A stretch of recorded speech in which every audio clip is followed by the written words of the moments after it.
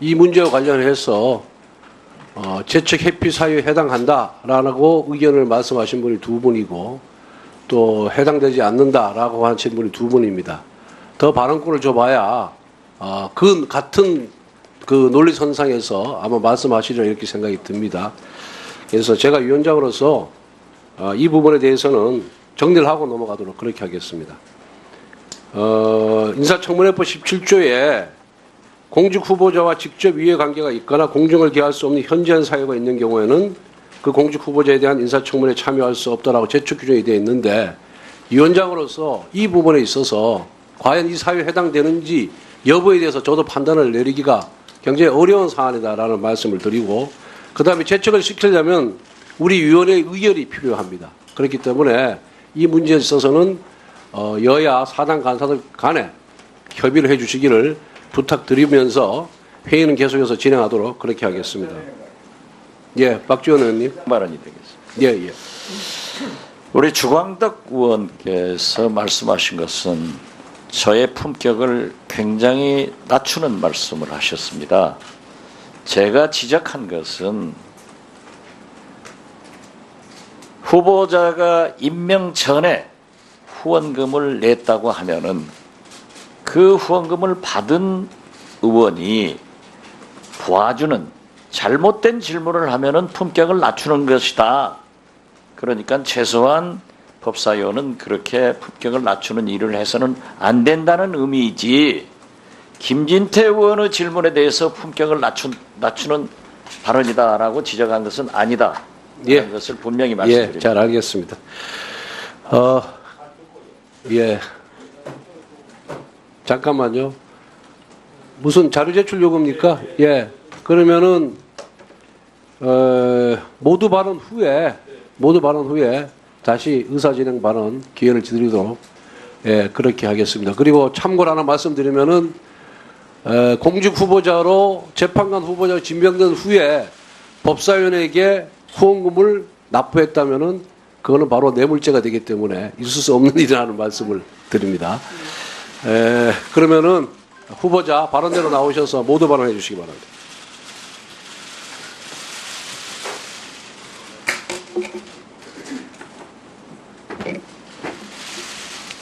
존경하는 국회 법제사법위원회 권성동 위원장님 그리고 위원님 여러분, 저에 대한 청문회를 위하여 바쁘신 일정 가운데에서도 노고를 아끼지 않으신 위원장님과 여러 위원님께 진심으로 감사의 말씀을 드립니다. 여러모로 부족한 제가 헌법재판소 재판관 후보자로 이 자리에 서게 된 것을 크나큰 영광으로 생각합니다. 동시에 제가 이 막중한 역할을 잘 해낼 수 있을까라는 두려움이 드는 것도 사실입니다. 이곳은 국민의 대표이신 위원님들로부터 헌법재판소 재판관 후보자로서 저의 자질과 능력을 검증받고 이를 국민에게 보여드리는 소중한 자리임을 잘 알고 있습니다. 저의 생각이 국민과 위원님들께 전달될 수 있도록 정직하고 성실하게 임하겠습니다. 의원님들께서 요구하신 자료들을 최대한 조속히 제출하려고 했지만 그리 하지 못한 점을 송구스럽게 생각합니다. 사인의 신분으로 청문회를 준비하다 보니 여러 가지 어려움이 있었습니다. 자료 제출이 늦어진 점에 대해서 의원님들께 너른 양해를 구하고자 합니다. 저는 서울에서 태어나 강북구 수유동에서 평범한 유소년 시절을 보냈습니다. 대학에 입학한 후 사회현실에 관심을 가지게 되고 학생운동에 일시적으로 참여하기도 했지만 여러 현실적인 고민 끝에 학교를 휴학하고 사법고시 준비를 시작하게 되었습니다.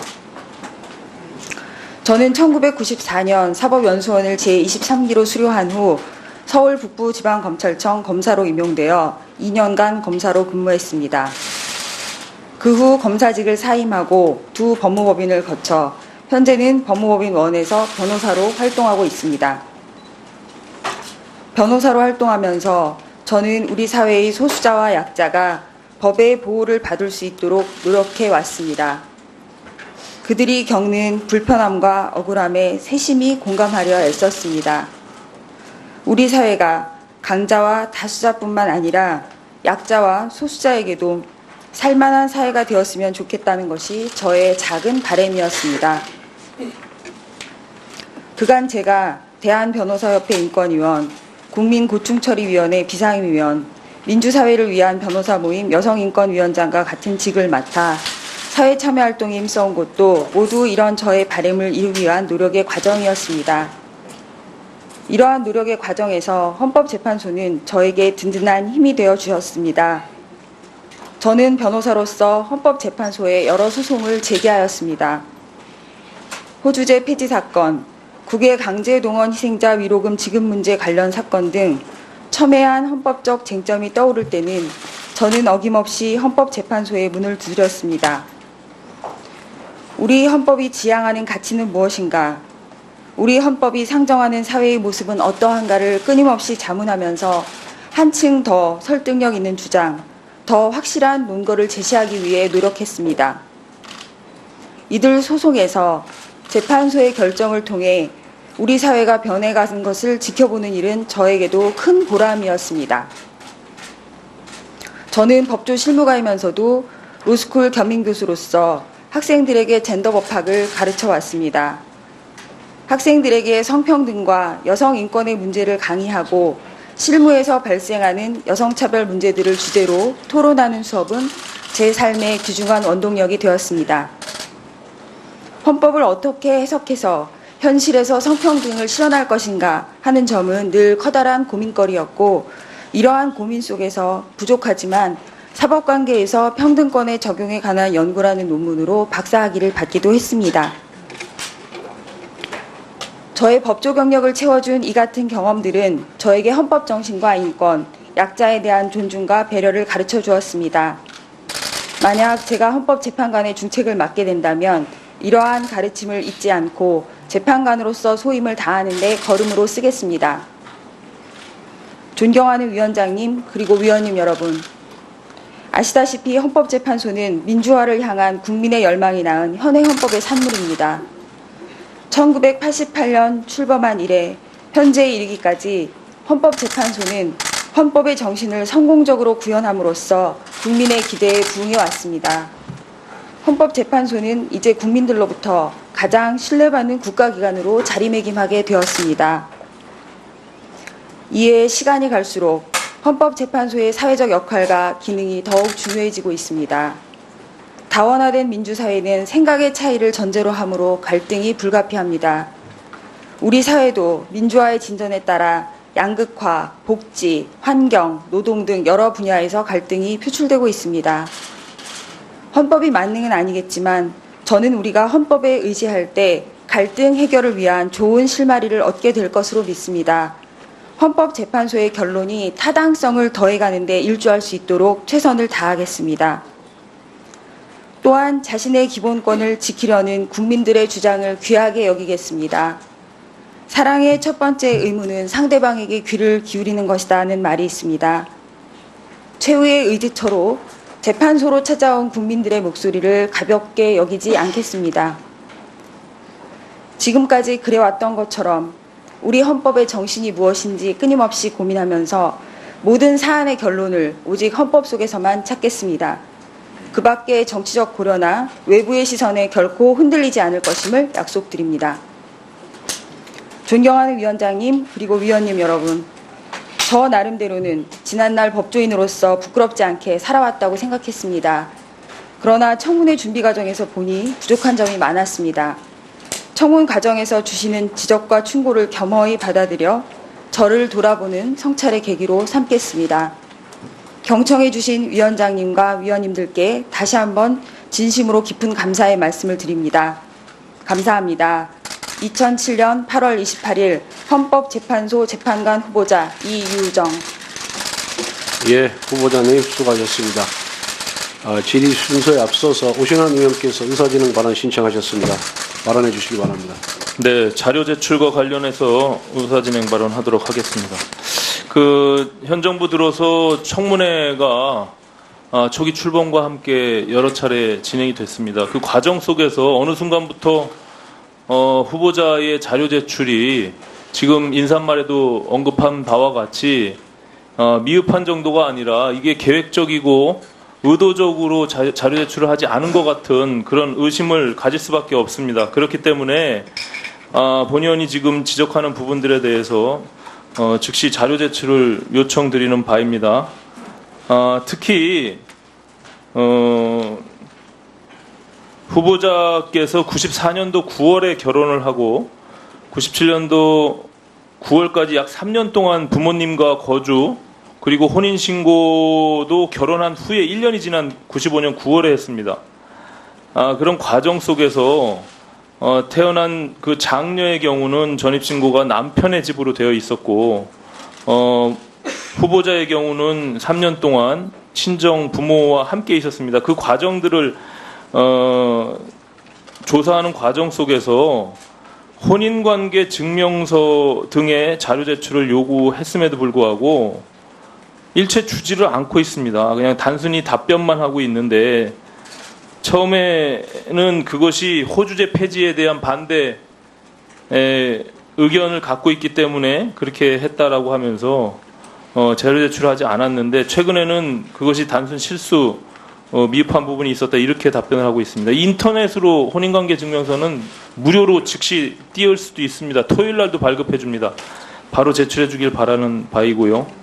한 가지 더 말씀드리면 2007년도 7년부터 10년까지 인하대 법학부 조교소로 하던 시기에 법무법인 자하연에서 변호사 활동이 겹쳐 있습니다. 그래서 이 당시에 대학교 겸직 허가서, 근로소득 등에 대한 자료 요구를 요청했으나 제출하지 않고 있습니다. 이 부분도 자료 제출해 주시기 바랍니다. 또 한 가지는 이미 언론에 난 바와 같이 주식 투자를 통해서 1년 사이에 12억 원의 시세 차익을 실현했다, 이렇게 보도가 된 바가 있습니다. 그 보도되지 않은 내용 중에는 2015년도 내추럴 엔도텍 주식 매각을 통해서 12억 3천여만의 또 다른 시세 차익을 실현하고도 2015년도 재산에서는 그것이 누락되어 있습니다.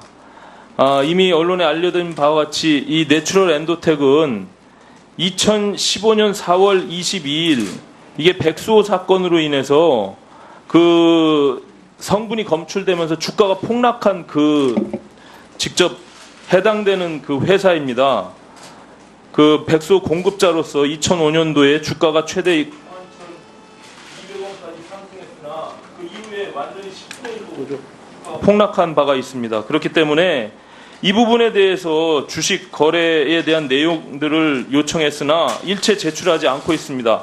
이 부분은 굉장히 중요한 부분이기 때문에 반드시 자료 제출을 해주시길 당부드립니다. 이 문제와 관련해서 재척 회피 사유에 해당한다라고 의견을 말씀하신 분이 두 분이고, 또 해당되지 않는다라고 하신 분이 두 분입니다. 더 발언권을 줘봐야 그 같은 그 논리선상에서 아마 말씀하시리라 이렇게 생각이 듭니다. 그래서 제가 위원장으로서 이 부분에 대해서는 정리를 하고 넘어가도록 그렇게 하겠습니다.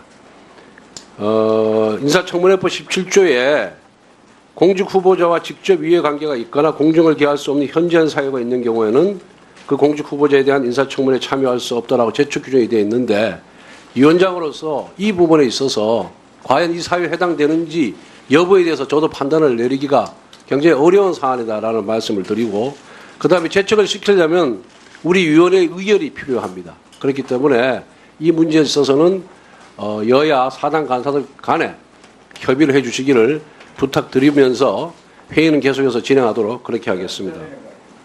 예, 박지원 의원님. 발언이 되겠습니다. 예, 예. 우리 주광덕 의원께서 말씀하신 것은 저의 품격을 굉장히 낮추는 말씀을 하셨습니다. 제가 지적한 것은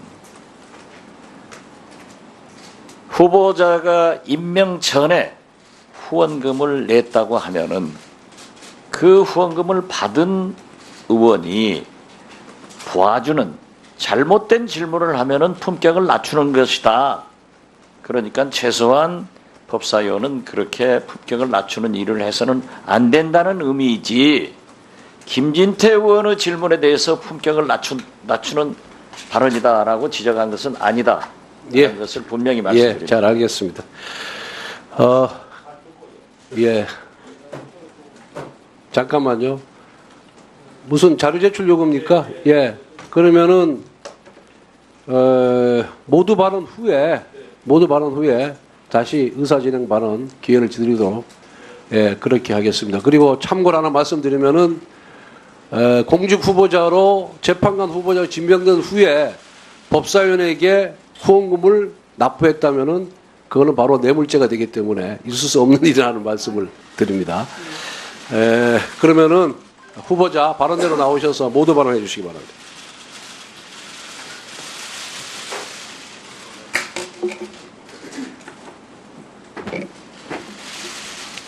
존경하는 학년시절을 보냈습니다. 대학에 입학한 후 사회현실에 관심을 가지게 되고 학생운동에 일시적으로 참여하기도 했지만 여러 현실적인 고민 끝에 학교를 휴학하고 사법고시 준비를 시작하게 되었습니다. 저는 1994년 사법연수원을 제23기로 수료한 후 서울 북부지방검찰청 검사로 임용되어 2년간 검사로 근무했습니다. 그 후 검사직을 사임하고 두 법무법인을 거쳐 현재는 법무법인 1에서 변호사로 활동하고 있습니다. 변호사로 활동하면서 저는 우리 사회의 소수자와 약자가 법의 보호를 받을 수 있도록 노력해 왔습니다. 그들이 겪는 불편함과 억울함에 세심히 공감하려 애썼습니다. 우리 사회가 강자와 다수자뿐만 아니라 약자와 소수자에게도 살만한 사회가 되었으면 좋겠다는 것이 저의 작은 바람이었습니다. 그간 제가 대한변호사협회 인권위원, 국민고충처리위원회 비상임위원, 민주사회를 위한 변호사 모임 여성인권위원장과 같은 직을 맡아 사회 참여활동에 힘써온 것도 모두 이런 저의 바람을 이루기 위한 노력의 과정이었습니다. 이러한 노력의 과정에서 헌법재판소 국회 법제사법위원회 권성동 위원장님 그리고 위원님 여러분, 저에 대한 청문회를 위하여 바쁘신 일정 가운데에서도 노고를 아끼지 않으신 위원장님과 여러 위원님께 진심으로 감사의 말씀을 드립니다. 여러모로 부족한 제가 헌법재판소 재판관 후보자로 이 자리에 서게 된 것을 크나큰 영광으로 생각합니다. 동시에 제가 이 막중한 역할을 잘 해낼 수 있을까라는 두려움이 드는 것도 사실입니다. 이곳은 국민의 대표이신 위원님들로부터 헌법재판소 재판관 후보자로서 저의 자질과 능력을 검증받고 이를 국민에게 보여드리는 소중한 자리임을 잘 알고 있습니다. 저의 생각이 국민과 위원님들께 전달될 수 있도록 정직하고 성실하게 임하겠습니다. 의원님들께서 요구하신 자료들을 최대한 조속히 제출하려고 했지만 그리 하지 못한 점을 송구스럽게 생각합니다. 4인의 신분으로 청문회를 준비하다 보니 여러 가지 어려움이 있었습니다. 자료 제출이 늦어진 점에 대해서 의원님들께 너른 양해를 구하고자 합니다. 저는 서울에서 태어나 강북구 수유동에서 평범한 유소는 저에게 든든한 힘이 되어 주셨습니다. 저는 변호사로서 헌법재판소에 여러 소송을 제기하였습니다. 호주제 폐지 사건, 국외 강제동원 희생자 위로금 지급 문제 관련 사건 등 첨예한 헌법적 쟁점이 떠오를 때는 저는 어김없이 헌법재판소에 문을 두드렸습니다. 우리 헌법이 지향하는 가치는 무엇인가? 우리 헌법이 상정하는 사회의 모습은 어떠한가를 끊임없이 자문하면서 한층 더 설득력 있는 주장, 더 확실한 논거를 제시하기 위해 노력했습니다. 이들 소송에서 재판소의 결정을 통해 우리 사회가 변해가는 것을 지켜보는 일은 저에게도 큰 보람이었습니다. 저는 법조 실무가이면서도 로스쿨 겸임교수로서 학생들에게 젠더 법학을 가르쳐 왔습니다. 학생들에게 성평등과 여성 인권의 문제를 강의하고 실무에서 발생하는 여성차별 문제들을 주제로 토론하는 수업은 제 삶의 귀중한 원동력이 되었습니다. 헌법을 어떻게 해석해서 현실에서 성평등을 실현할 것인가 하는 점은 늘 커다란 고민거리였고 이러한 고민 속에서 부족하지만 사법관계에서 평등권의